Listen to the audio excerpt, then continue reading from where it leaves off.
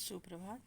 Class 10th lesson number first, रचना के आधार पर वाक्य के भेद। इसका आज हम लोग दूसरा पार्ट पढ़ेंगे। हम लोग यहाँ तक पढ़े थे कि वाक्य के दो घटक होते हैं, एक उद्देश्य और दूसरा विधेय।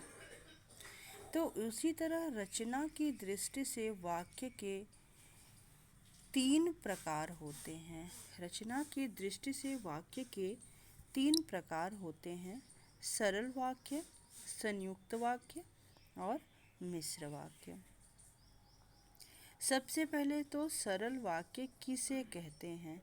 सरल शब्द का उच्चारण करने से ही आपको पता चल रहा है कि सरल का मतलब आसान होता है। तो जिन वाक्यों में एक मुख्य क्रिया हो उन्हें हम सरल वाक्य कहते हैं। कहने का तात्पर्य यह है कि कभी कभी एक वाक्य में दो क्रियाएं भी होती हैं। जैसे आप लोग कहते हैं ना कि मैं नहा कर खाऊंगा, तो एक तो नहाना क्रिया है और दूसरा जो है खाना। लेकिन सरल वाक्य में जो है एक ही मुख्य क्रिया होती है। जैसे पानी बरस रहा है।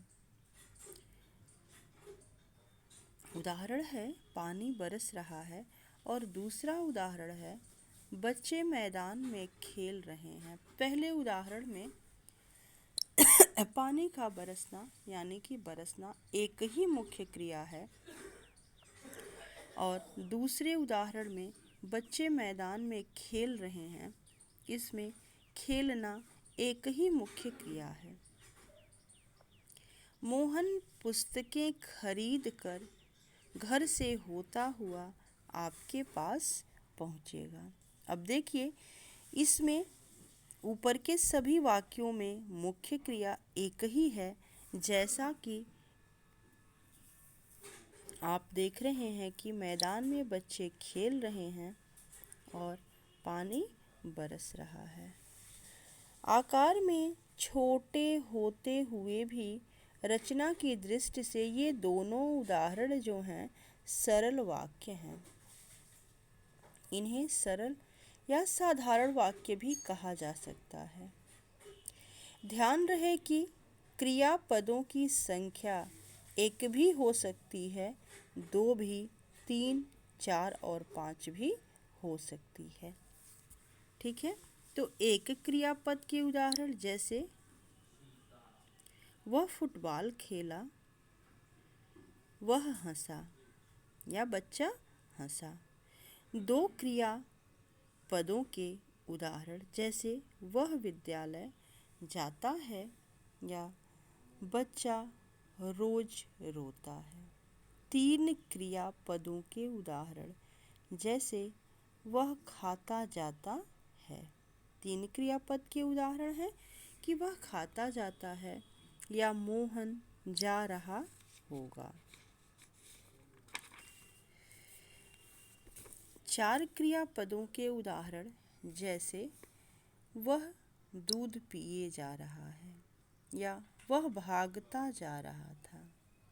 लेकिन ये ध्यान रखिए कि ये सारे उदाहरण जो हैं सरल वाक्य के ही हैं। उपर्युक्त सभी प्रकार के वाक्य सरल हैं। कारण यह है कि इनमें एक ही मुख्य क्रिया, यहाँ गौण क्रियाओं से नहीं मतलब है, मुख्य क्रिया से मतलब है। तो ऊपर जितने भी उदाहरण हैं उनमें एक ही मुख्य क्रिया है। मुख्य क्रिया के अतिरिक्त जो अन्य पद सहायक बनते हैं उन्हें सहायक क्रिया कहते हैं और ये सहायक क्रियाएं अनेक प्रकार की होती हैं। यथा जैसे समापिका क्रिया, दूसरा रंजक क्रिया और तीसरा जो है पक्षवृत्ति आदि बोधक क्रिया। समापिका क्रिया तो आप जानते ही हैं कि जो अंत में समापन के समय लगाया जाता है।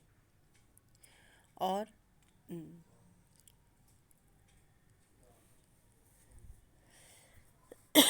समापिका क्रिया को लगाए बिना क्रिया जो है या वाक्य जो है पूर्ण नहीं होता है।